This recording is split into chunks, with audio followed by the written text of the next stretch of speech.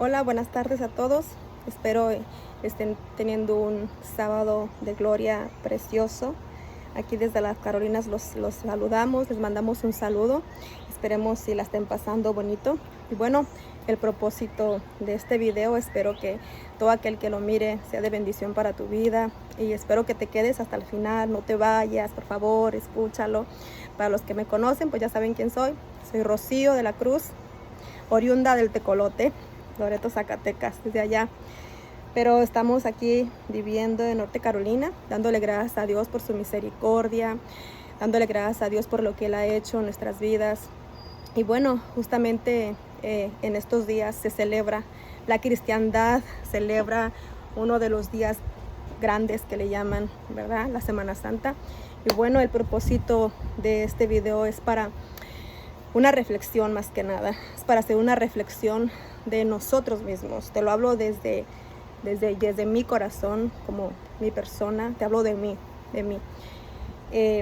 Pero si te sirve a ti, bueno, pues tómalo, y si no, pues está bien, lo puedes desechar, eres libre. Y una de los propósitos que me gustaría mencionar es hoy, cuál fue el propósito de nuestro Señor Jesucristo morir en la cruz.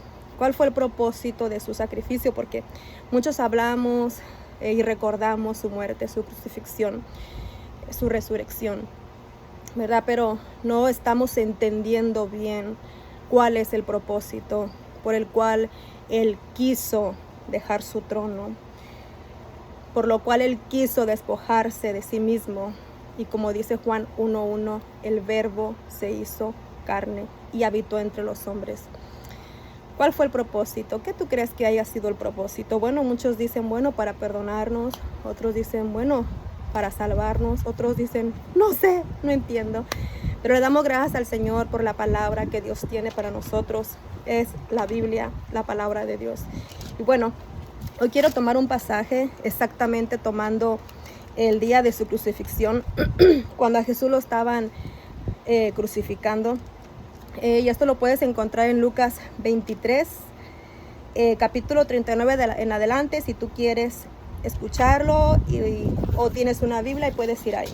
Bueno, dice la palabra de Dios que mientras Él estaba crucificado, dice que habían unos malhechores, versículo 39, y uno de los malhechores que estaban colgados ahí le lanzaba insultos diciendo, ¿no eres tú el Cristo? Sálvate a ti mismo y a nosotros. Pero fíjate bien, pero el otro le contestó y reprendiéndole dijo, ¿ni siquiera temes tú a Dios a pesar de que estás bajo la misma condena? Y nosotros a la verdad justamente porque recibimos lo que merecemos por nuestros hechos, pero nada malo ha hecho. Y decía Jesús, acuérdate de mí cuando vengas en tu reino. Entonces él le dijo, en verdad te digo, hoy estarás conmigo en el paraíso. Y cuando yo leía esto, yo decía, wow, Señor, gracias. ¿Sabes por qué? Porque del versículo 41 y 42, el otro malhechor que estaba escuchando, que estaba viendo lo que estaba sucediendo, lo que estaba aconteciendo, él puso atención a lo que estaba aconteciendo, el otro no puso atención. El otro simplemente quería su propio beneficio. Mas, sin embargo, este hombre reconoció y aceptó el castigo que él merecía. Y él reconoció que ellos tenían la culpa. Ellos habían hecho lo malo y es por eso que ellos tenían que ser castigados. Los romanos tenían una forma de castigar a aquellos que habían violado la ley muy, muy fuerte. Muy fuerte. Ayer justamente estábamos viendo un poquito de la pasión de nuestro Señor Jesucristo. Estábamos viendo pues la movie un poquito bien, no mucho. Pero dicen los teólogos que no le hace justicia. No le hace justicia. Solamente es un ejemplo de cómo nuestro Señor Jesucristo fue martirizado. Y ni aún así esa película le hace justicia. Los romanos, para humillar al malhechor, lo desnudaban completamente. Tú te puedes imaginar la humillación que ellos tenían. Mas sin embargo, este hombre estaba reconociendo. ¿Y sabes qué? Él miró a Jesús y le dijo, Él es inocente, nosotros somos culpables. Y es verdad. nosotros somos culpables. Pero él le dijo, Señor, acuérdate de mí cuando estés en tu reino. Y Jesús le contestó, en verdad te digo, que hoy mismo estarás conmigo en el paraíso. Fíjate que él no hizo nada bueno para merecerse el cielo en cuanto cerrara sus ojos. Él no hizo nada bueno para merecérselo. Y nadie de nosotros ha hecho nada bueno para merecernos el cielo. Al contrario, dice la palabra de Dios que la paga del pecado, Romanos 6:23, es la muerte. Y aquí está hablando no solamente de la muerte física, sino la separación del hombre y Dios para siempre, o sea, el infierno. La Biblia habla de un cielo y un infierno. La Biblia habla directamente de este hombre, que él iba a estar en ese momento que muriera con el Señor. Jesús le estaba dando esa promesa. Eso echa por tierra toda idea humana de que si hay un lugar intermedio, de que si hay un purgatorio. La Biblia no aprueba eso. La Biblia dice que en ese momento Jesús le dijo, tú estarás conmigo en el paraíso. Y la Biblia dice que Jesús es la verdad. Él habla la verdad. De hecho, la Biblia afirma constantemente que Dios no es hombre para que mienta, ni hijo de hombre para que se arrepienta. Lo que Él dijo, Él lo va a hacer, tanto para nuestro positivo como para lo negativo. Así es de que ahí estamos bien, ¿verdad que sí? Entonces, yo puedo escuchar a mucha gente decir, ¿cuál es la voluntad de Dios? Que se haga la voluntad de Dios. Pero déjame decirte que precisamente Jesucristo vino a morir por nosotros. Vino a sacrificar su vida por nosotros. Porque la voluntad de Dios es salvarnos. La voluntad de Dios, mira, dice la palabra de Dios que la voluntad de Dios es darnos vida eterna. Es salvarnos de la condenación. Es sacarnos de este lugar y darnos un lugar en el cielo. Ese es el propósito, por eso Él murió por nosotros, para darnos vida eterna, para que todo el que en Él cree no se pierda, sino que tenga vida eterna. O sea, esa es la garantía que nosotros tenemos. Hay mucha gente que dice, ay, si ustedes dicen que ya son salvos. Bueno, la Biblia me dice a mí que si yo pongo mi fe en Cristo, dice la Biblia que yo soy salva. Es decir, que a mí me espera la vida eterna, no por lo que yo haga, sino por lo que Cristo ha hecho en la cruz del Calvario. Y nos basamos a eso. De hecho, este era el mensaje de la iglesia primitiva de los apóstoles. Cree en el Señor Jesucristo y serás salvo tú y toda tu casa. Esa es la garantía que Dios nos da a todos los que creemos en Jesús. Esa garantía se la dio al que está en la cruz, ¿verdad? Jesús no le dijo, mira, espérate que hagas buenas obras, espérate. No, Jesús le dijo, de cierto te digo, hoy estarás conmigo en el paraíso. Y eso es precisamente de lo que yo te vengo a hablar. Jesús vino a dar su vida para perdonar tus pecados. Jesús vino a dar su vida para salvar tu alma. Ese es el propósito número 1 que Dios tiene para con nosotros a través de Jesucristo. No es a través de la religión, no es a través de Buda, querido amigo que me escuchas, no es a través de Alá. La Biblia dice que la salvación es solamente a través de Jesucristo. Es muy claro. Él fue el que pagó por nuestros pecados. Juan 3:16 dice que de tal manera amó Dios al mundo que ha dado a su Hijo unigénito para que todo aquel que en Él cree no se pierda, mas tenga vida eterna. Mira cuánto amor nos ha mostrado Dios, y nos lo mostró con hechos, no solo con palabras. Nos los mostró con hechos, y los hechos fue sacrificar a su Hijo unigénito. Piensa un poquito nada más. Sacrificar a un inocente por nosotros los culpables. Se supone que nosotros teníamos que pasar por eso, no Él. Pero mira, otro de los propósitos de Jesucristo, haber tomado nuestro lugar, haber sacrificado su vida, ha sido para transformar nuestras vidas. O sea, no es que solamente se murió y resucitó y ahí quedó. No, la Biblia me enseña que Jesucristo murió para transformar mi vida. Mira, en Juan 8, del 1 al 11, la Biblia nos muestra un pasaje donde una pareja, fueron sorprendidos en adulterio. O sea, uno de los dos era casado o los dos eran casados. Y los dos estaban acostándose, no eran esposos. Entonces, ¿qué pasó? Bueno, los sacerdotes, los fariseos de aquel entonces, sorprendieron a la mujer y la trajeron a empujones. Tú sabes cómo nos gusta a nosotros criticar a otros, ¿verdad? Dios nos ayude y empujarlos. Pero gracias a Dios lo trajeron con la persona correcta. La Biblia dice que los sacerdotes, los fariseos la trajeron a los pies del Señor y le dijeron, la encontramos en adulterio. Pero ¿dónde estaba el otro? ¿Y dónde estaba el hombre? Si el libro de Deuteronomio dice que si se encontraba a cualquiera de los dos, hombre o mujer adulterando, los dos eran dignos de muerte. Los dos eran apedreados, eran muertos. ¿Para qué? Bueno, la Biblia dice que la paga del pecado es muerto. Una, para que el pecado no se siguiera extinguiendo. Y bueno, Dios en su soberanía hace cosas más. Sin embargo, aquí fíjate nada más. Le traen la mujer y le dicen, ella es digna de muerte. ¿Qué dices tú? Y Jesús dice la palabra de Dios que él escribía en el suelo. Y dice la palabra de Dios que los miró y les dijo, ¿quién de ustedes se encuentra libre de pecado? El que de ustedes no haya hecho nada malo, que tire la primera piedra. Y siguió escribiendo. Entonces, bueno, dice la Biblia que todos se fueron, uno a uno se fueron. Y Jesús le dice a la mujer, ¿dónde están los que te acusaban?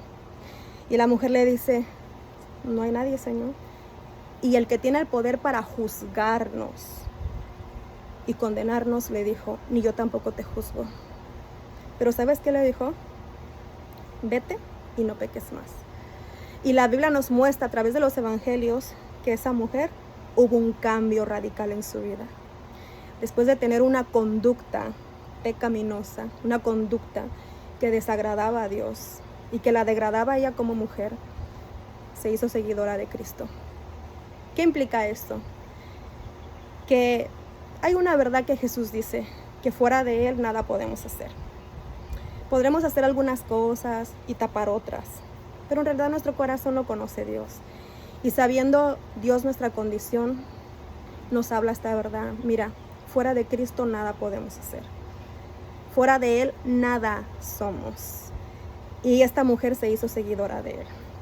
También encontramos otra vida transformada. En el capítulo 5 habla de un hombre que por 38 años estuvo paralítico. Eso lo encuentras en Juan capítulo 5, versículo 1 en adelante. Y este hombre está paralítico, no se puede mover. Entonces en Jerusalén había un pórtico, ¿ok? No quiero entrar en detalles, es mucho, pero quiero ir narrando poquito a poquito. Bueno, dice la palabra de Dios que ahí se juntaban todos, dice que había una multitud de enfermos, diferentes enfermedades, llámale muchas enfermedades, muchos enfermos de diferentes enfermedades. Entonces dice la palabra de Dios que venía un ángel y cuando ese ángel descendía al estanque, movía las aguas y bueno, muchos eran sanados.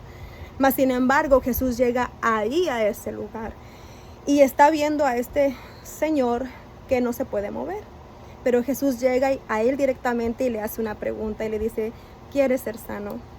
Y este hombre le dice, Señor, aunque yo quisiera, no puedo, porque no tengo quien me meta.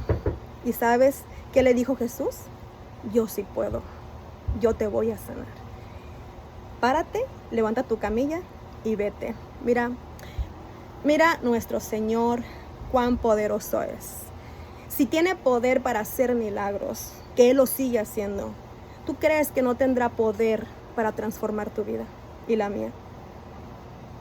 ¿Tú crees que Él no tendrá el poder para hacer algo en nuestros corazones?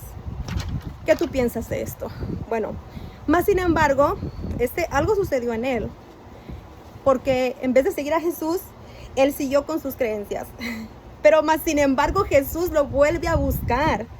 Mira, en el versículo 8, en el versículo 14, Jesús va y lo busca y le dice, mira, te voy a recordar algo, tú has sido sanado.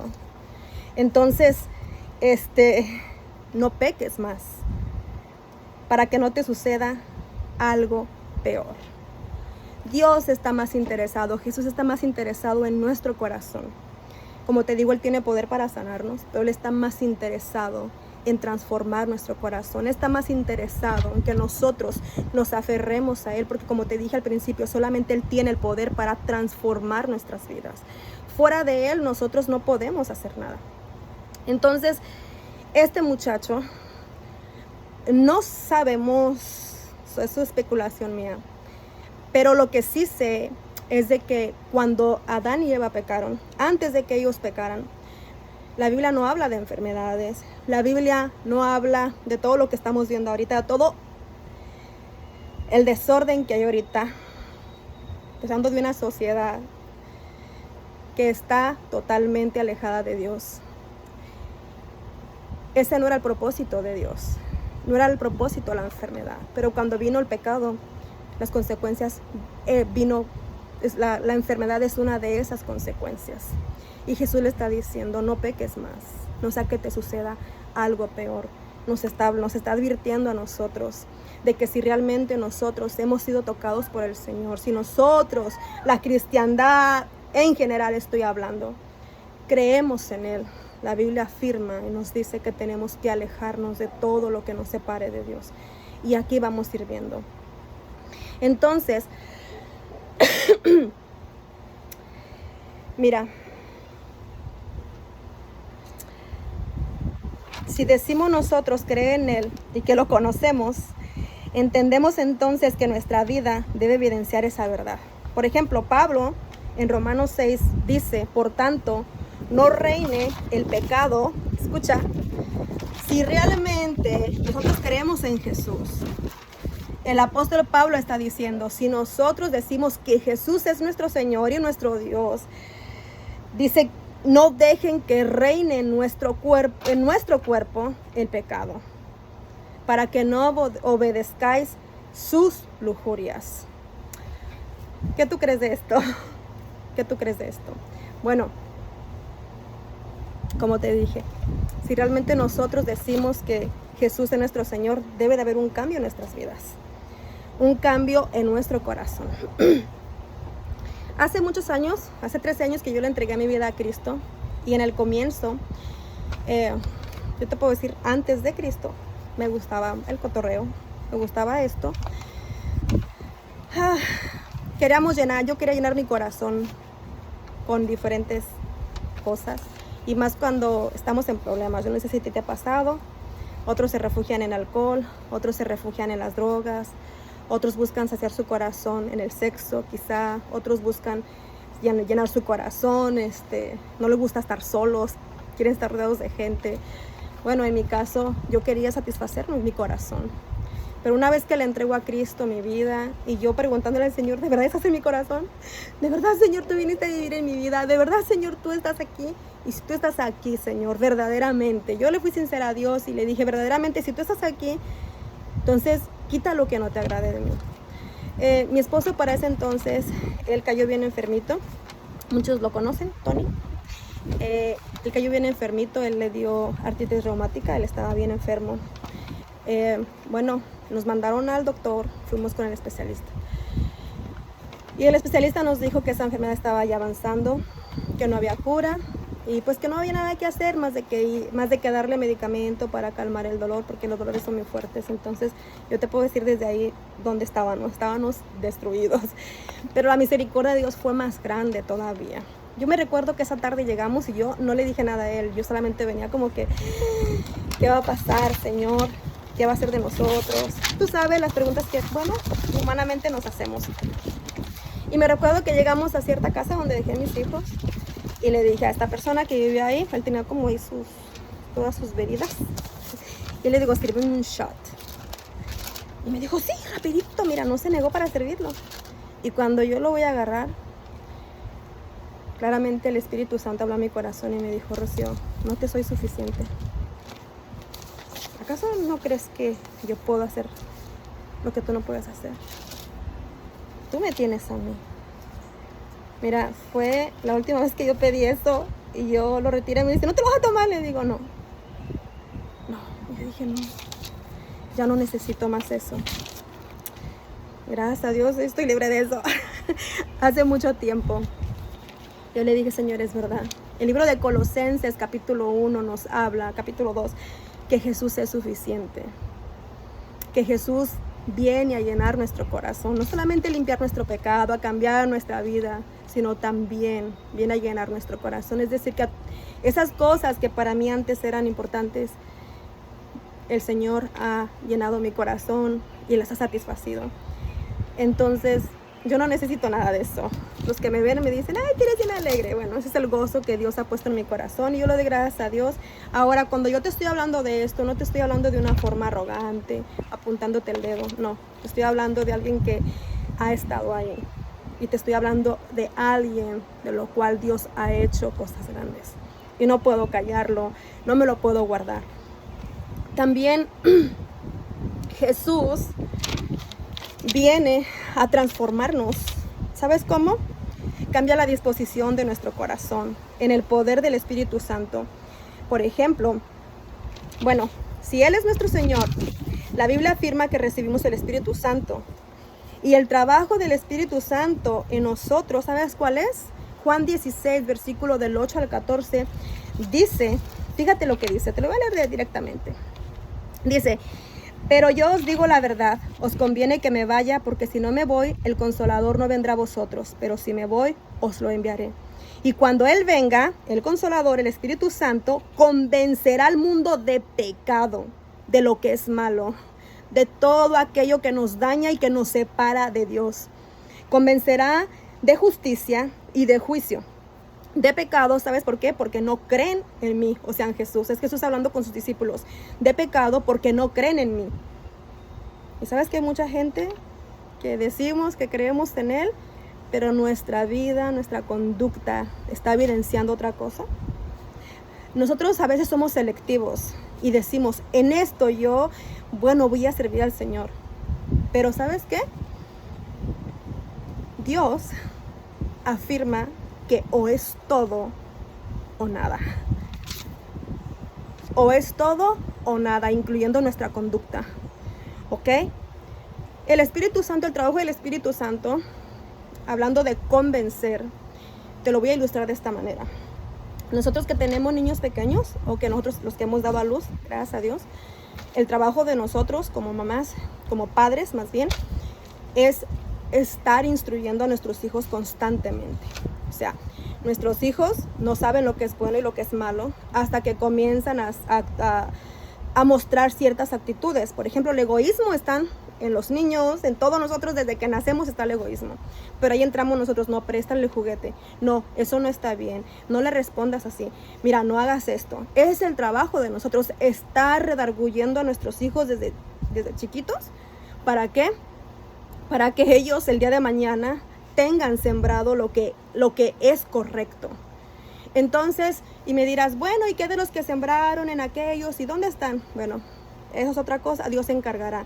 Pero si ya los hemos instruido, descansemos en Dios, que Dios hará lo que Él tenga que hacer.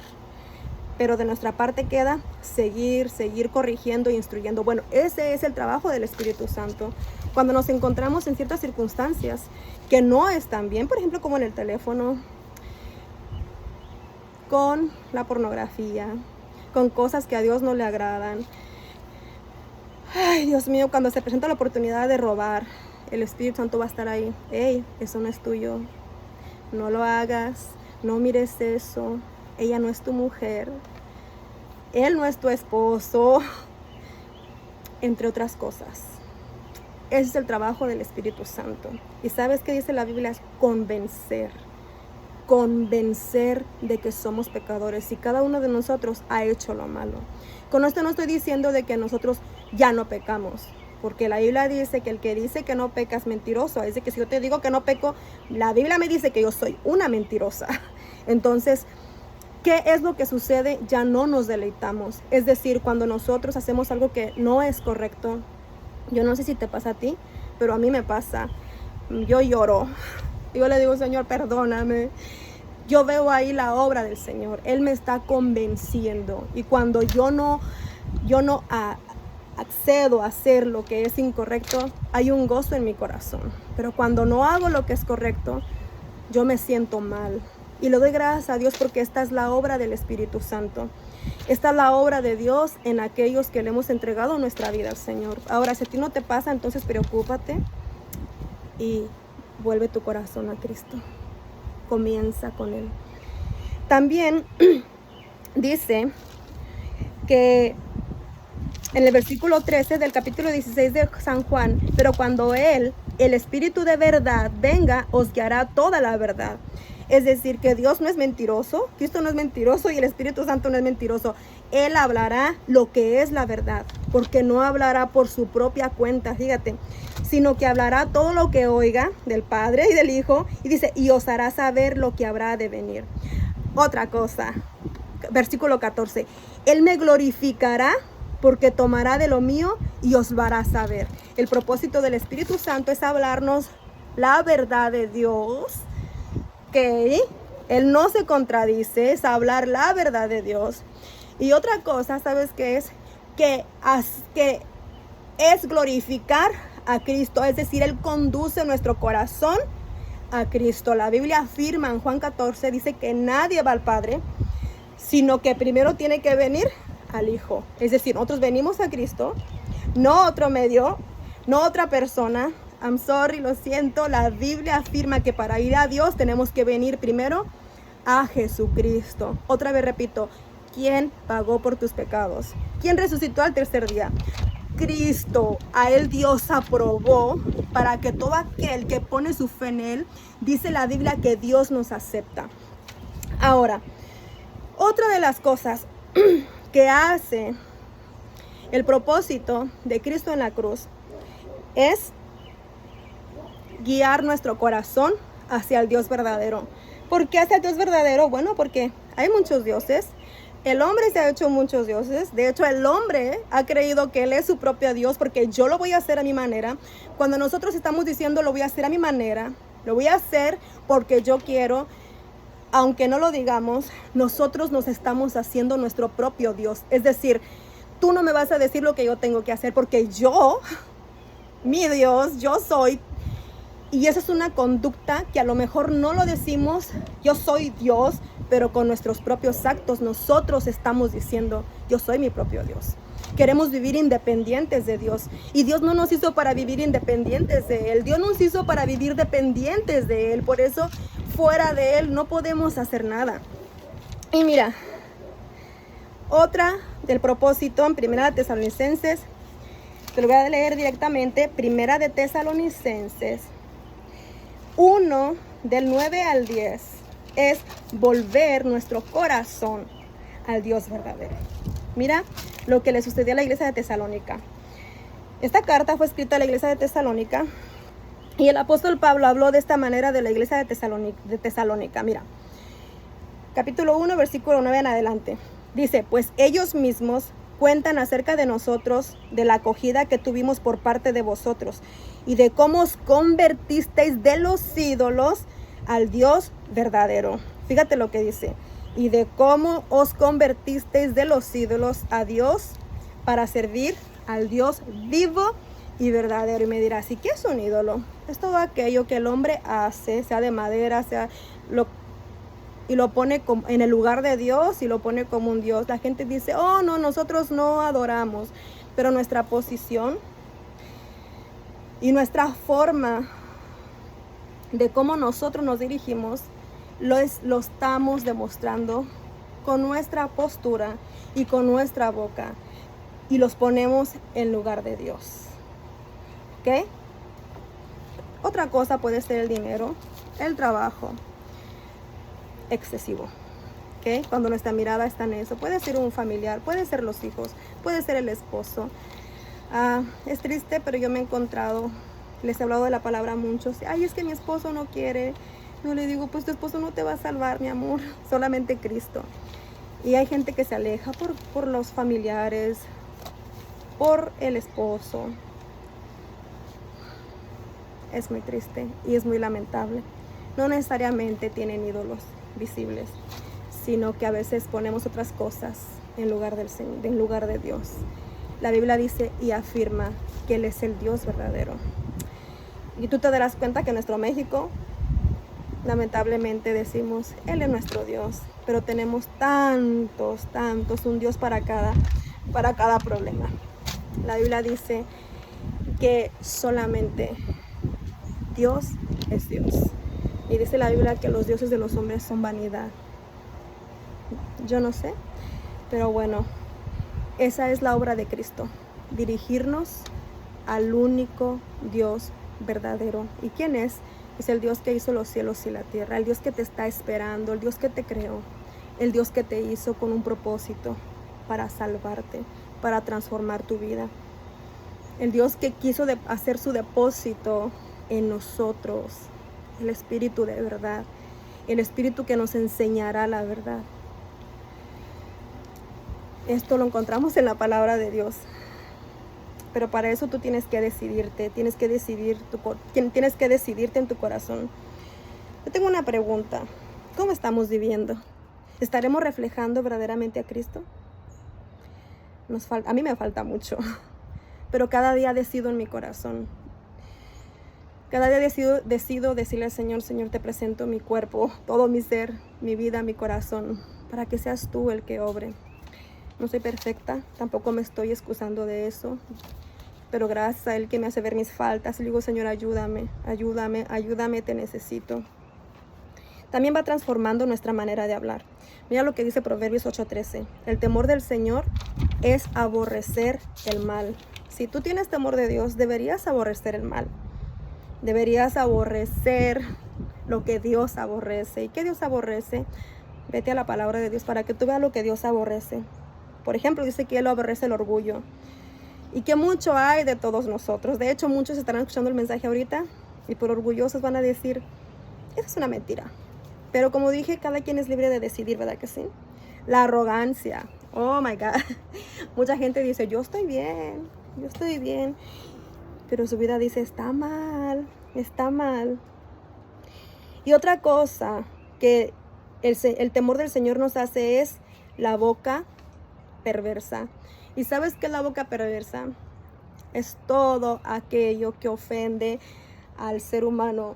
Es todo aquello que ofende a Dios. ¿Qué es la boca perversa? Mira, yo estuve ahí antes, ¿ok? No te lo estoy diciendo con arrogancia, nada de eso. Dios me libre de eso. Por lo que Dios ha hecho en mi vida. Pero yo he estado con personas que dicen, yo soy hijo de Dios. Y dice la Biblia que si somos hijos de Dios, hablaremos las cosas de Dios. Pero de 100 palabras, 5 dicen bien. Y los demás nos damos cuenta, menos ellos. O los demás se dan cuenta, menos yo. Y yo digo, Señor, ayúdame. Es muy triste ver multitudes proclamando en estos días su fe, Vía Crucis y todo esto. ¿Y qué pasó después? Porque el Cristo que habla la Biblia es un Cristo vivo. Él no se quedó en una cruz. Su resurrección tiene un significado muy amplio. Dice la Biblia que Dios lo resucitó. Y lo resucitó para no morir más. Y dice la Biblia que su sacrificio fue una vez y para siempre. O sea, Él vive para siempre. Y cuando Él se levantó, ya no se levantó en un cuerpo de muerte como el que tenemos, sino en un cuerpo glorificado, dándonos a entender que cuando nosotros venimos a Cristo, Él viene a darnos vida. ¿Te imaginas eso? No sé cómo Dios lo hace, pero la Biblia dice que la vida del Señor viene a nosotros. Él viene a darnos vida a nosotros, aun cuando estábamos muertos en nuestros delitos y pecados. Y ahora quiero terminar con esto. Primera de Corintios, quiero que me acompañes a Primera de Corintios. Yo lo tengo en una versión Biblia de Dios para Todos. Te voy a hablar de un antes y un después de la vida de un cristiano. Y aquí está Pablo hablándoles a los corintios de su vida anterior. Y mira, dice, ¿acaso es Primera de Corintios capítulo 6 versículo 9? ¿O acaso no saben que los que hacen el mal no van a tener parte en el reino de Dios? Punto. Por más que digamos, por más que decir, por más que proclamemos, por más que vayamos caminando y hagamos aquí y hagamos allá y que yo sí oro y que yo... La Biblia afirma que los que hacen el mal, practican el mal, se deleitan en el mal, no van a tener parte en el reino de Dios. Y dice, no se engañen a ustedes mismos, ni los que practican el pecado sexual, ¿ok? Ni los adoradores de ídolos, ni los que cometen adulterio, ni los hombres que se dejen usar para tener sexo con otros hombres, ni los hombres que tienen sexo con ellos, incluyendo mujeres con mujeres, hombres con hombres. Chécate a esto nada más. Y hoy tenemos una sociedad, wow, que dice, es my choice, es mi elección, yo hago lo que quiera con mi cuerpo. Pues lamento decirte que no es tu cuerpo. Este cuerpo, esta alma, tu ser, tu persona, un día se va a presentar delante de Dios. Un día Él va a reclamar lo que es suyo. Pero lo va a reclamar, ¿sabes para qué? Bueno, ahorita vamos a hablar de eso. Dice, tampoco los ladrones, ni los ávaros, ni los borrachos, ni los tramposos, ni los que maltratan a los demás con sus palabras tendrán parte en el reino de Dios. ¿Ok? Esta habla de la conducta sin Cristo. Y dice, muchos de ustedes hacían eso, pero ahora en Cristo han sido lavados, han sido purificados. Ahora Dios los ha aprobado en el nombre del Señor Jesucristo y por el Espíritu de nuestro Dios. Wow, ¿qué quiere decir? Hubo un cambio, hubo un antes y un después. Así como la historia cambió, muchos hablan del Jesús histórico y ahí se quedaron. Pero se olvidan de que Jesús cambió la historia y Jesús puede cambiar tu historia.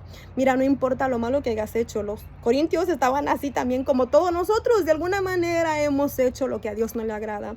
Mas sin embargo, la palabra de Dios afirma que por lo que Jesucristo hizo en la cruz, su sangre preciosa los limpió.